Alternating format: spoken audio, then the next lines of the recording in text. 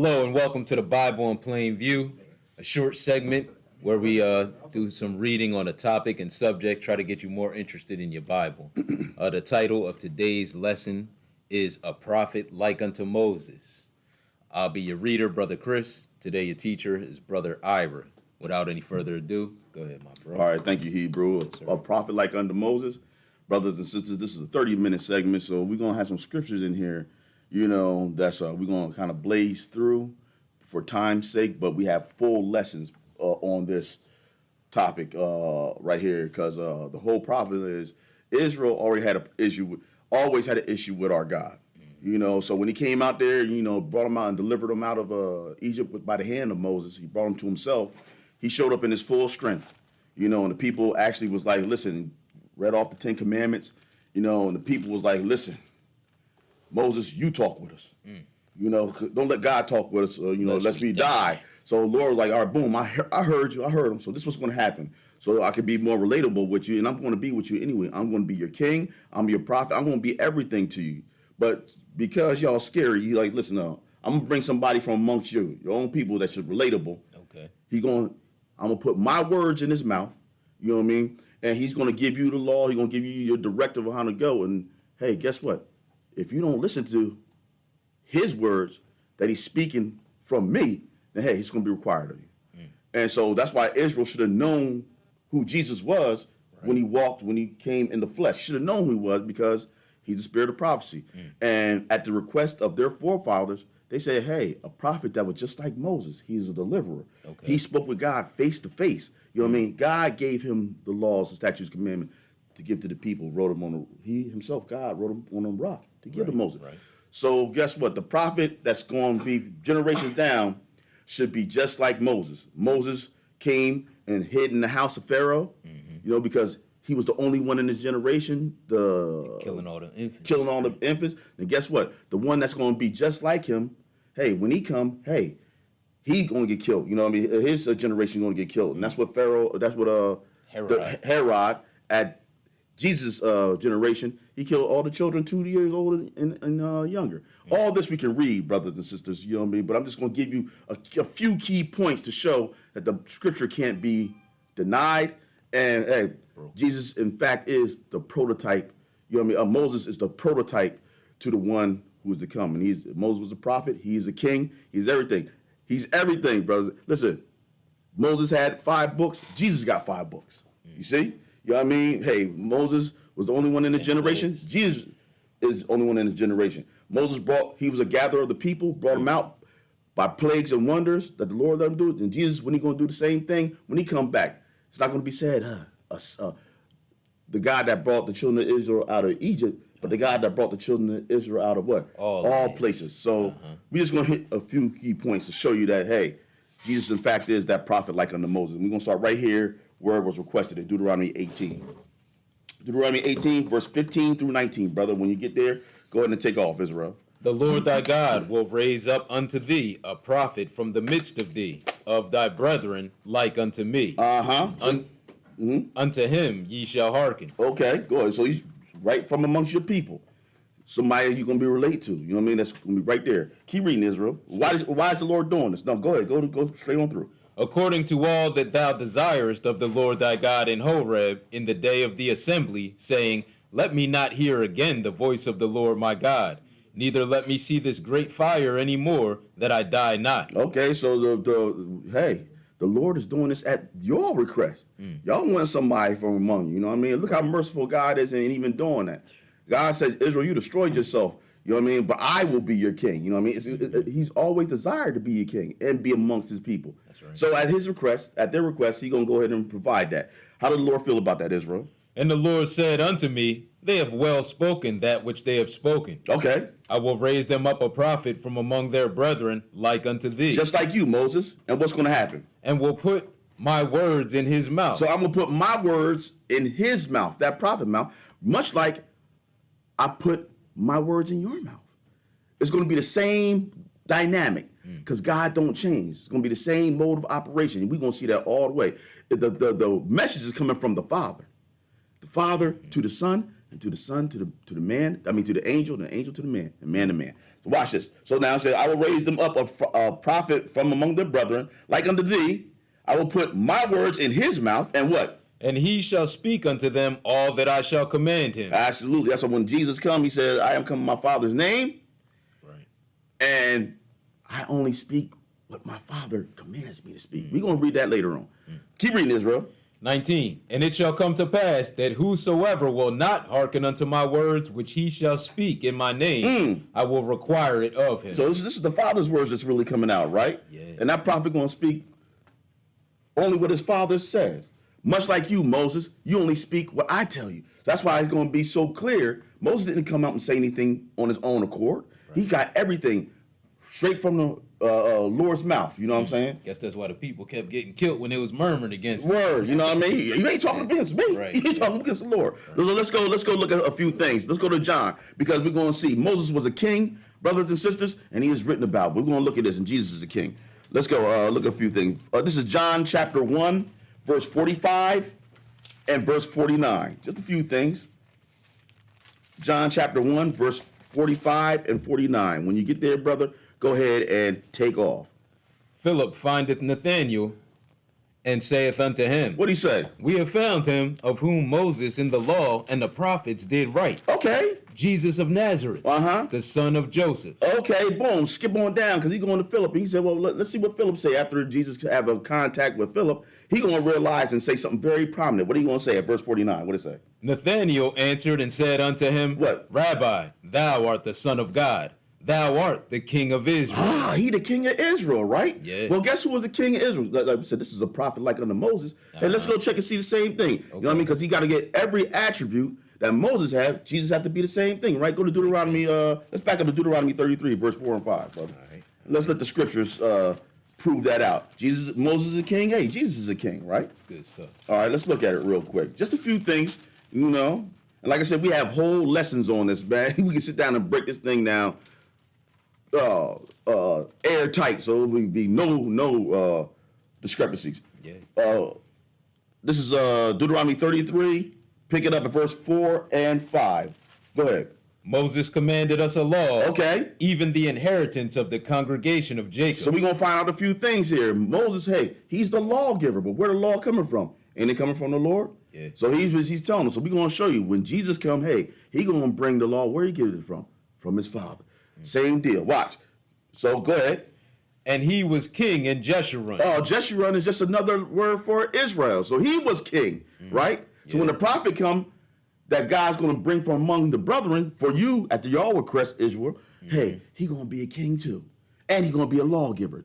And what else is he going to be? He's going to be a gatherer of the people too. Keep on reading, Israel.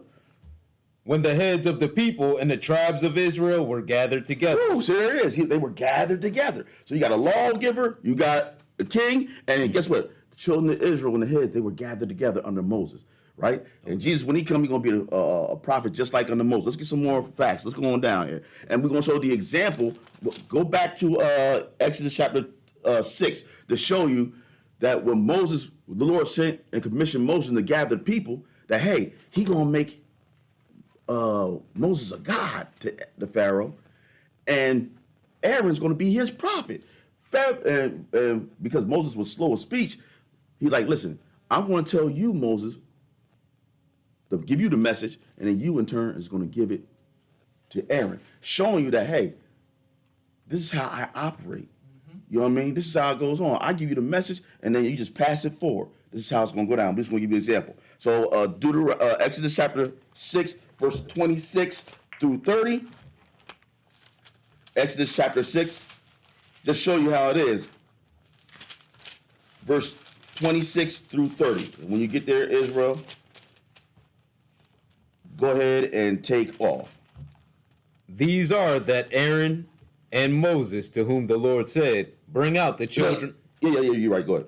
The children of Israel from the land of Egypt according to their armies. So remember, he's the gatherer of the people, right? Right. 27, what does it say, Israel? These are they which spake to Pharaoh, king of Egypt, to bring out the children of Israel from Egypt. These are that Moses and Aaron. And it came to pass on the day when the Lord spake unto Moses in the land of Egypt, that the Lord spake unto Moses, saying, I am the Lord. Speak thou unto Pharaoh, king of Egypt, all that I say unto thee. See how that goes? Yeah.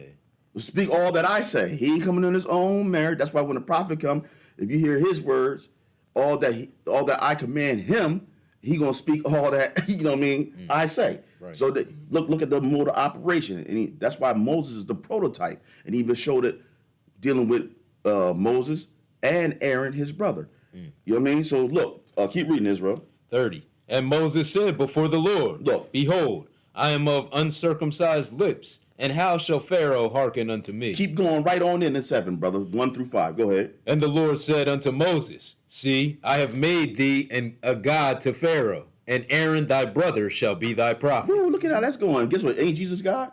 he is God coming in. Like, this thing is so airtight, man. So go ahead, keep reading this, bro.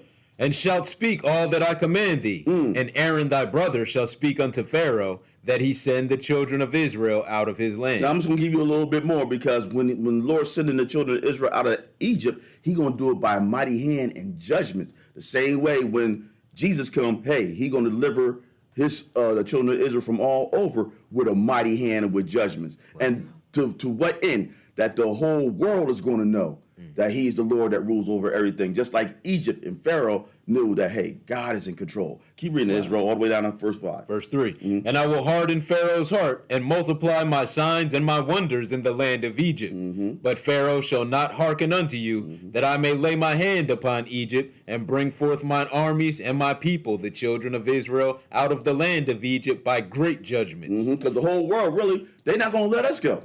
They got too much hard labor. They got easy labor and food off of us. If we was like, please, let us go back to our land right now, they'd be like, nah. They ain't going to let it happen. So the Lord going to have to come and relieve us from this stress. Go ahead. And the Egyptians shall know that I am the Lord, when I stretch forth my hand upon Egypt and bring out the children of Israel from among them. All right, so we understand that Moses didn't speak his own word. It came from the Lord. So let's hear Jesus say the same thing. Let's go to John chapter 7 and verse 16. One verse. Yeah. John chapter 7, verse 16.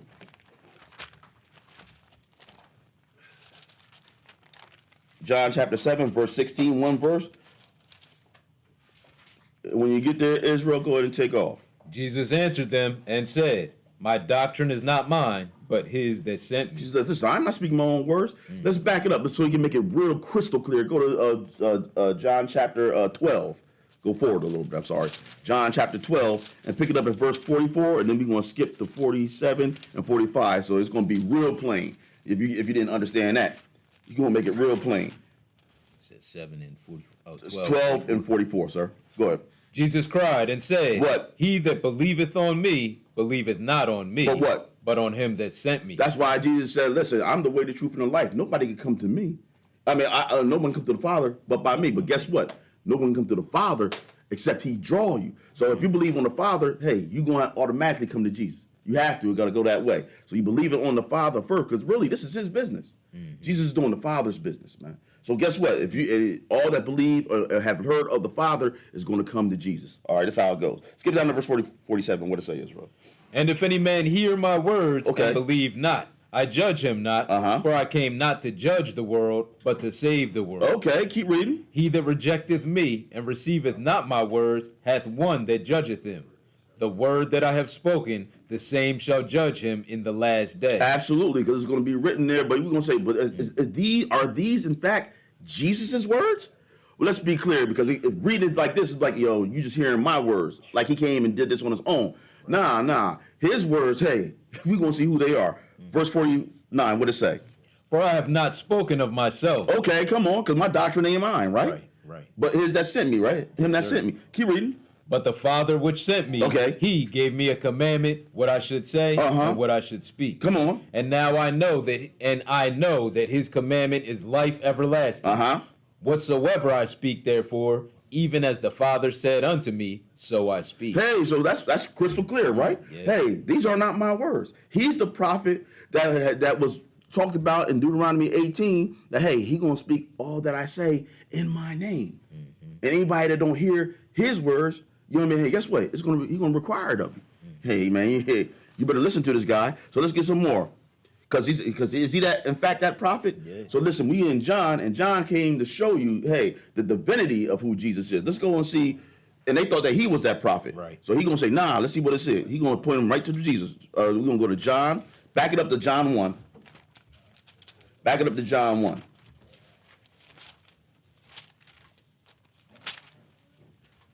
Read verse 1. In the beginning was the Word. Yes. And the Word was with God, and the Word was God. So guess what? This same God was there in the beginning. It was just called God there, brothers. You know what I'm saying? And sisters. So now guess what? And his name is the Word. Why? He is the spokesman for the Father. Skip to verse 14. What it say? And the Word was made flesh and dwelt among us. Okay. And we beheld his glory, the glory as of the only begotten of the Father, full of grace and truth. True indeed. Skip down to verse 19, because now John's going to bear witness, and people that's looking at John, hey, he going to be like, yo, are you that prophet? You're like, nah, man. But he's the forerunner to point you to that prophet. Let's go, Israel, read. And this is the record of John, when the Jews sent priests and Levites from Jerusalem to ask him, Who art thou? Okay, go ahead. And he confessed, and denied not, but confessed, I am not the Christ. Okay. And they asked him, What then? Art thou Elias? Are you Elijah? Because, the prophets say, before Christ come, hey, Elijah got to come, right? Yeah. Turn the hearts of the sons back to the fathers, all right? Okay. Go ahead. And he saith, I am not. Art thou that prophet? And he answered, No. He said, are thou that prophet then? You know what I mean? Because that prophet's the one that Elijah's going to come and tell you about. But he said, no, I'm not that. Now, even though Elijah said he ain't that prophet, Jesus confirmed that in Matthew 11. He said, yeah, if you would receive this, he is Elijah the prophet. Mm-hmm. Another lesson for another time. But hey, let's keep on going, because he's not bearing no witness to that right now. But now, skip on down to verse 25. Okay. 25. Go to 25. What he said? And they asked him and said unto him, Why baptizest thou then, if thou be not that Christ? Or if you ain't the Christ, why are you baptizing? You can read in John chapter 4, Christ, he allowed baptism, even though he himself didn't baptize. Chapter 4, verse 1 and 2. But, he's all for it. But so we see that Christ is going to allow baptism. Keep reading. Nor Elias, neither that prophet. All right. Skip to 27. Go to, no, read the 27. Okay. Read on through the 27. John answered them, saying, I baptize with water. Okay. But there standeth one among you, whom ye know not. Go ahead. He it is who coming after me is preferred before me. Come on. Whose shoes latchet I am not worthy to unloose. All right, so listen, he said, you ain't that prophet. He said, no, I'm not. But the one that's coming after me, that's preferred before me, he the one you're looking to be the Christ, the prophet, you know what I'm saying? He going to be that one. 29. 29, what it say? The next day John seeth Jesus coming unto him, and saith, What? Behold, the Lamb of God, which taketh away the sin of the world. Come on. This is he of whom I said, After me cometh a man which is preferred before me, for he was before me, and I knew him not. All right, that's cool. So now, yeah, that's it. Mm-hmm. So this is the one. He's the one. Then let's look at him. Let's go to Acts chapter 2. Let's go to Acts chapter 2, because that's Jesus, right? He said, Jesus is the Lamb of God, right? He came and seen. You see, we got the name. Well, who is it? Let's see in Acts chapter 2, pick it up at verse 36. And what it say? One verse there. What it say? Therefore let all the house of Israel know assuredly What? that God hath made that same Jesus whom ye have crucified, What? both Lord and Christ. Oh, he's both Lord and Christ, right? And listen, I'm gonna show you what else he is. Let's get a little bit more. Go to chapter 3, because to who he said God, that's the Father. Right. He made him both Lord and Christ. He put his words inside of him. He's that prophet. We're gonna see it right here. Go to 3 and verse 20. What it say? And he shall send Jesus. Who's he? God shall send Jesus, whom he made both Lord and Christ. He shall send Jesus Christ, what? Which before was preached unto you, whom the heavens must receive until the times of restitution of all things, Yes. which God hath spoken by the mouth of all his holy prophets since the world began. Come on. For Moses truly said unto the fathers, What? A prophet shall the Lord your God raise up unto you. Okay, so we getting it. Lord, Christ, and prophet, referring you back there. Listen, he's all that in the baggage. He's all that in bag chips, and everything else you can ask. That's very good. Good. A prophet shall the Lord your God raise up unto you of your brethren, like unto me. Keep reading. Him shall ye hear in all things whatsoever he shall say unto you. And it shall come to pass that every soul which will not hear that prophet, Every soul that will not hear that prophet, are you that prophet? Nah. He's that prophet, the one preferred before me. I mean, that came before me. He's the one that's preferred after me. He's the one. You know what I mean? He's that prophet. He is that Christ. You know what I'm saying? He allowed baptism. He the one that you got to listen to the words. He said, and it shall come to pass that every soul which shall not hear that prophet shall what? Shall be destroyed from among the people. Absolutely. Good stuff. All right, now let's go further. Now let's go back, because now he's the one that's going to Jeremiah, because we're going to see he's the one that's going to be the gatherer of the people. Go to Jeremiah chapter 16. Pick it up, my brother, at verse 14 and 15. Jeremiah chapter 16, verse 14 and 15. And again, brothers and sisters, if I'm going fast, it's only for time's sake, but the scriptures are very sound. You can go back and go through this, pause, and read it at your leisure. 16 and verse 14 and 15. What does it say? Therefore, behold, the days come, saith the Lord, that it shall no more be said, the Lord liveth that brought up the children of Israel out of the land of Egypt. But the Lord liveth that brought up the children of Israel from the land of the north, and from all the lands whither he hath driven them, and I will bring them again into their land that I gave unto their fathers. So remember, when Moses did it, you know, the Lord said, hey, you're going to speak to Pharaoh, and I'm going to harden his heart, that my signs and my wonders may happen. So guess what? To what degree? So that all the Egypt gonna know that I'm the Lord that do this. So he gonna do it on a much wider scale. And guess what? All the world gonna know, particularly really all Gentiles who we amongst. Hey, they gonna say we inherited lies, man. Because after the Lord bring this destruction down on them and gather his people back. Skip down to verse 19 through 21. What it say, Israel? O Lord, my strength, my fortress, and my refuge in the day of affliction. The Gentiles shall come unto thee from the ends of the earth, and shall say, what? Surely our fathers have inherited lies. Christmas, Thanksgiving, Easter, you know what I'm saying? You know what I mean? Anything else that's not associated with the holy days out of Leviticus 23 that you could read and do. Hey, we inherited lies. Halloween, right? Season of the heathen, you know what I mean? It's all lies. Vanity, it's good for nothing. Go ahead, keep reading, Israel. Vanity, and things wherein there is no profit. Come on. Shall a man make gods unto himself, and they are no gods? That's really what you're doing, worshiping other gods. You know what I'm saying? By partaking in these various religions and holidays instead of holy day. Keep reading. Therefore, behold, I will this once cause them to know. Woo. I will cause them to know mine hand and my might. That what? And they shall know that my name is the Lord. Just like Egypt will know that, hey, he's the Lord. The whole world gonna know he's the Lord. Let's go get it. And let's show you, because let's go to Exodus chapter 12 to show you that God destroyed all the gods of Egypt. Exodus chapter 12, one verse, 12 and 12. And then we go into 18, 10, and 11. Exodus chapter 12 and 12. Let's see what God was doing when he went through Egypt ultimately. Go ahead. For I will pass through the land of Egypt this night, and will smite all the firstborn in the land of Egypt, both man and beast. And what is he doing? And against all the gods of Egypt I will execute judgment. I am the Lord. So man make gods to themselves. There ain't no gods. That's what they doing. Right. Yeah, they making God gonna show you there ain't no gods with me. And look, Moses came out of Egypt, went to his father-in-law Jethro, and told him all the acts and everything that God had did for him. He heard, and let's see what Jethro say about that. Go to 18, Exodus 18, verse 10 and 11. Let's see what he say about that. After they got delivered. Go ahead. And Jethro said, Blessed be the Lord, who hath delivered you out of the hand of the Egyptians, yes, and out of the hand of Pharaoh, who hath delivered the people from under the hand of the Egyptians. Now what? Now I know that the Lord is greater than all gods. Oh, God told him, hey, all the world won't understand this. You know, not only did Egypt understand it, he knew. Hey, now I know that the Lord is greater than all the gods. For what? For in the thing wherein they dealt proudly, he was above them. Yeah, when you see all the plagues that the Lord did, hey, he did it against the gods of Egypt. Hey, I'm gonna destroy your crops. I'm going to destroy your rivers. I'm going to destroy your cattle leverage. So every god that you had for you worship and put above me, I broke them down in it. I was above them all. Now pray to your God and see if you can stop that. You deal with the sun god. I made it dark 3 days and 3 nights, even darkness that can be felt. Hey, pray to your God and see if you can brighten up the sun, bring the sun back. Nah, everybody knew this. I'm going to show you that I am the one. I'm God. Let's go further. Let's go to what I got on there. Isaiah. What I got on the paper, Revelations? Okay. Revelations, right? Yes. Let's go right to it. Revelation chapter 8. We're going to skip all this. All right.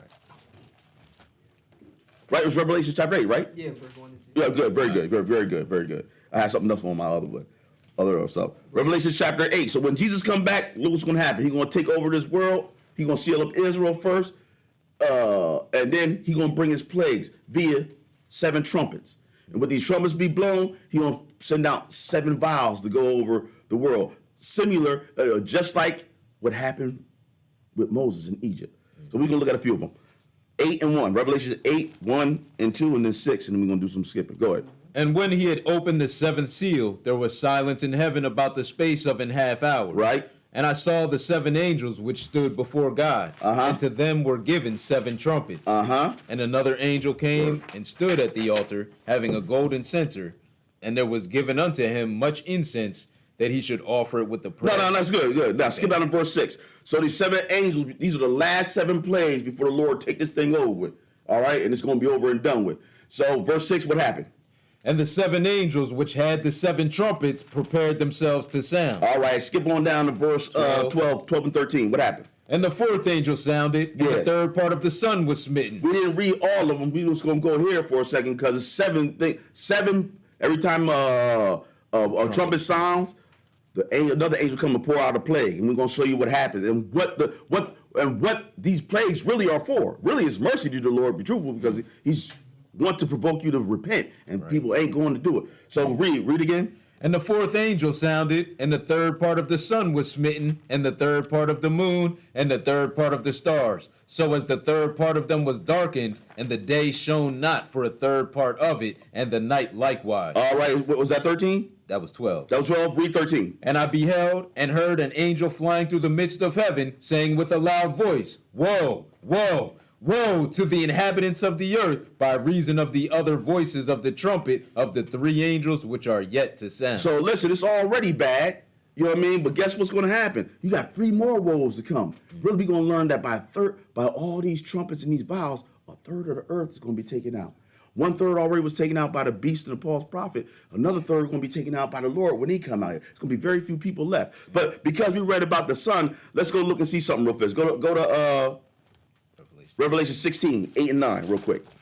Real quick to show you what happened when the vials get poured out and what was proposed to provoke the people to do. Revelation 16, 8 and 9. What it say, Israel? And the 4th angel poured out his vial upon the sun, and power was given unto him to scorch men with fire. And men were scorched with great heat, and blasphemed the name of God. Instead of them being reformed, Right. they blaspheme the Lord. Like they just can't get it together. Go ahead, keep reading, Israel. Which hath power over these plagues, and they repented not to give him glory.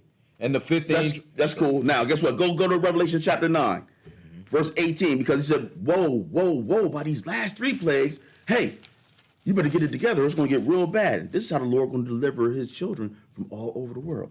Revelation chapter 9, pick it up at verse 18 through 21. What it say, Israel? By these 3 was the 3rd part of men killed, by the fire, and by the smoke, and by the brimstone which issued out of their mouths. Come on. For their power is in their mouth, and in their tails.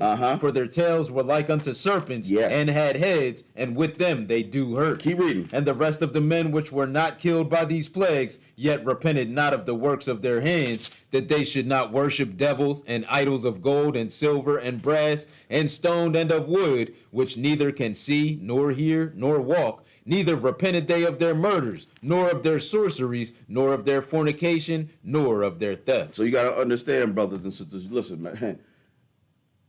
The Lord is doing this so people can get it together, but he already know they're not going to get it together. But the same way that he did this with Moses is the same way that he's going to do this with the whole world. Just one more verse. Revelation 11, 15, and 18. What it say? And the 7th. You can read 18 on your own. That was Moses, a prophet like unto Moses, and I hope you have some understanding in Jesus' name.